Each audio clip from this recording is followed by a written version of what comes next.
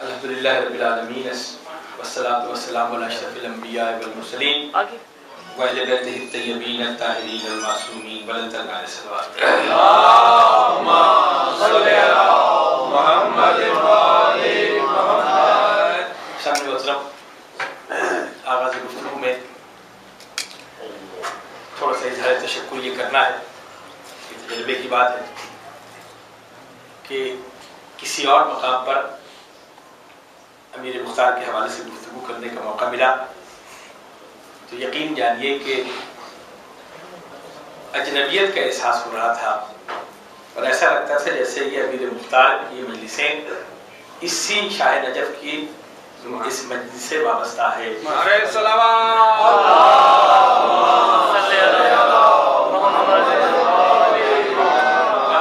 دس سال کی رفاقت ہے بزرگان محترم، اور اسی نے یہ حوصلہ دیا ہے کہ ایسے موضوعات کو مجھ جیسا حقیر اور طالب علم آدمی اہل علم کے سامنے پیش کر رہا ہے شہزادی کی تائید کے ساتھ بزرگان محترم. اور ایک دفعہ بآواز بلند درود پڑھ دے، میں وہیں سے شروع کروں جہاں کا سلسلہ چھوڑو. بآواز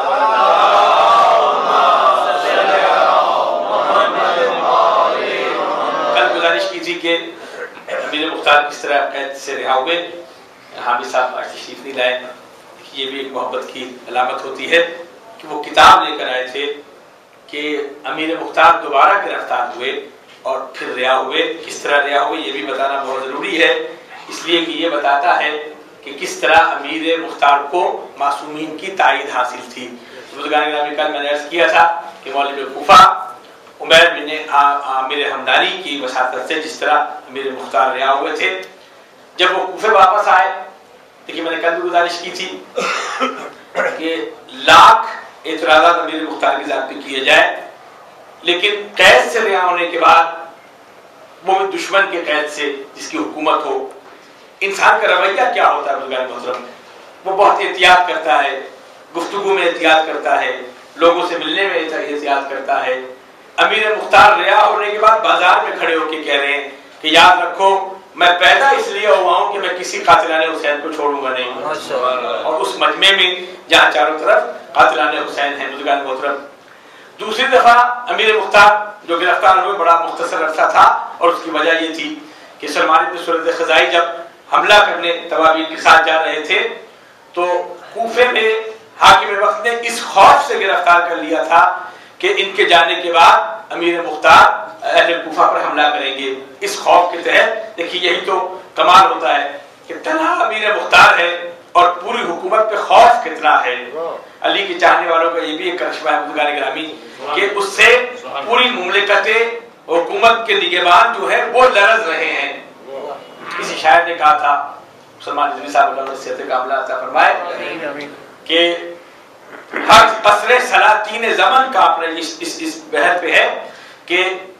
اے فاطمہ زہرا تیرے ٹوٹے ہوئے در سے، اے فاطمہ زہرا تیرے ٹوٹے ہوئے در سے ہر کو دمن رش کے چمن کانپ رہا ہے. پورا سلام ذہن میں آئے گا کہ ایک ٹوٹے ہوئے در میں اتنی طاقت ہے کہ جس سے پوری دنیا لرز رہی ہے. بظاہر اس میں کوئی طاقت نظر نہیں آتی ہے دنیا کو، لیکن یہ جناب سیدہ کا در ہے. در میں طاقت نہیں ہے، نسبت میں طاقت ہے بزرگان محترم. اس بی بی سے نسبت ہے. امیر مختار تنہا بازار میں کھڑے ہو کے یہ کہہ رہے ہیں گرفتار ہوئے، اور اس گرفتاری میں انہوں نے پھر وہی عمل کیا. یہ جو میں نے عرض کیا تھا تھوڑا سا پہلی مجلس سے جو لوگ نہیں آئے تھے، جو 5 افراد تبابین کوفہ حملہ کرنے گئے تھے کہ ہماری زندگی کا مقصد یہ ہے کہ ہم امام حسین علیہ السلام کی نصرت نہیں کر سکے تو ہمیں شام کی حکومت پہ حملہ کر دینا چاہیے اور ہمیں اپنی جانوں کا نذرانہ پیش کر دینا چاہیے، ہمارے جینے کا مقصد کوئی نہیں ہے. سلمان بن سورۃ خزائی، سعید والد تمیمی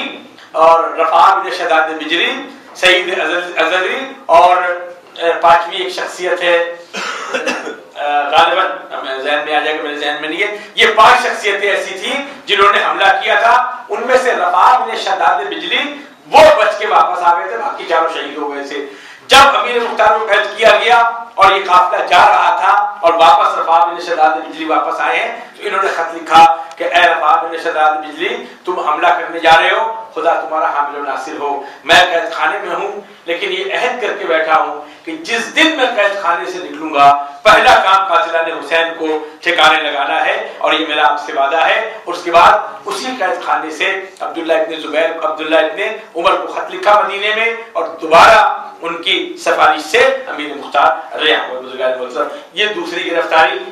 میں وقت کی کمی کی وجہ سے چھوڑ دیا تھا، لیکن حامد بھائی کا اصرار تھا کہ یہ ضرور بتائیے گا کہ امیر مختار 2 دفعہ گرفتار ہوئے اور پھر رہا کس طرح ہونے کے بعد پھر جب دوبارہ رہا ہوئے بزرگان محترم تو اب اور محمیل ہو گئی ہے ان کی کوشش، لوگوں کو جمع کرنا شروع کیا کہ میں اپنا قافلہ تیار کروں، اپنی فوج تیار کروں۔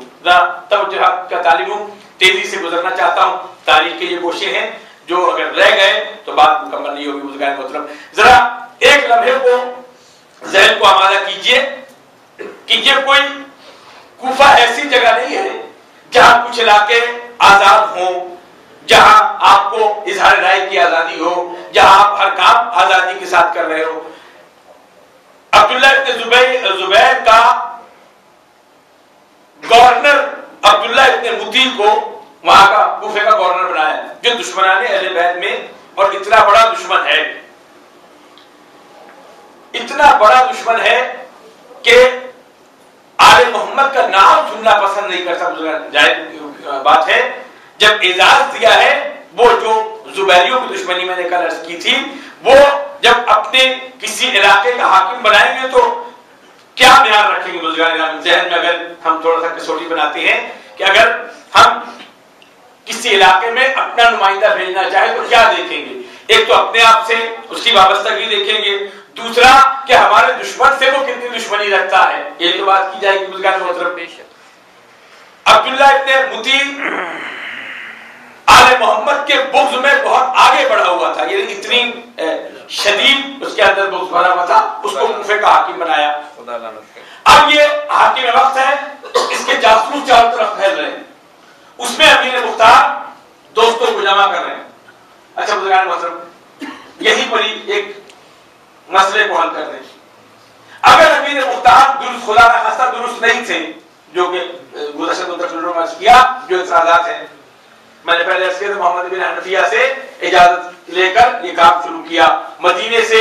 5 کوفے سے 5 افراد کو مدینے بھیجا تھا اس کو کنفرم کرنے کے لیے، اور وہ وہاں سے جواب لے کر آئے تھے۔ جب جواب لے کر آئے تھے تو کافی وقت درمیان میں گزر گیا، تو امیر مختار کا راستے میں ان سے ملاقات ہوئی تو انہوں نے کہا کہ آپ اس پہ شک کرتے ہیں کہ میری نیت ٹھیک نہیں ہے، تو میں اب آپ سے معذرت چاہتا ہوں، میں اپنے انداز سے کام کروں گا۔ تو اس وقت آنے والے نے کہا تھا امیر مختار، ہم تیرے لیے کوئی تیرے خلاف نامہ نہیں لے کر آئے ہیں، بلکہ ہم تیری اجازت لے کر آئے، ہمیں یقین ہو گیا ہے کہ تو اپنے درست راستے پر ہے، تو بسم اللہ کر۔ پہلا سجدہ شکر امیر مختار نے بازار میں کیا تھا کہ مجھے میرے مرشد سے، لفظ مرشد کا لفظ استعمال کیا کہ محمد حنفیہ کو وہ اپنا مرشد مانتے تھے، امام کے ذریعے تائید ان تک پہنچ چکی تھی۔ اس وقت جو سب سے اہم طاقت تھی کوفے میں، دیکھیے ہر علاقے میں ایک ہیبت ہوتی ہے کسی کی، جس طرح میدان کربلا میں حضرت عباس کی ہیبت ہے۔ دیکھیے یہ لفظ میں نے شاید پہلے بھی استعمال کیا تھا، فوجی اصطلاح سمجھنے والے سمجھتے ہیں، ایک لفظ ہے ڈیٹرنٹ۔ ڈیٹرنٹ اسے کہتے ہیں کہ ایسی طاقت جس کو استعمال نہ کیا جائے اور اس کا خوف مسلط رہے، ہیولہ کہہ لیں، ہیبت کہہ لیں، یہ اردو میں یہ بات واضح نہیں ہوتی، سمجھانے کے لیے عرض کر دوں کہ وہ ہتھیار جس کی ہیبت ہو اس وقت تک ہیبت رہے گی کہ جب تک وہ آزمان نہ لیا جائے۔ جیسے ایٹم بم ہے، جب تک وہ چلے نا اس کی ہیبت قائم رہے گی، خدا جانے کب وہ چل جائے اور کیا دھماکہ کرے، کتنی تباہی، لیکن جب چل گیا جو کچھ ہونا تھا وہ ہیبت ختم ہو جاتی ہے۔ مولا حسین نے کربلا میں عباس کی ہیبت کو قائم رکھا، لڑنے کی اجازت نہیں دی، تلوار نہیں دی، اور یہ مولا کی حکمت عملی دیکھیے کہ 1400 سال گزر جانے کے بعد بھی آج بھی عباس کی ہیبت قائم ہے یا نہیں گزرگار محترم؟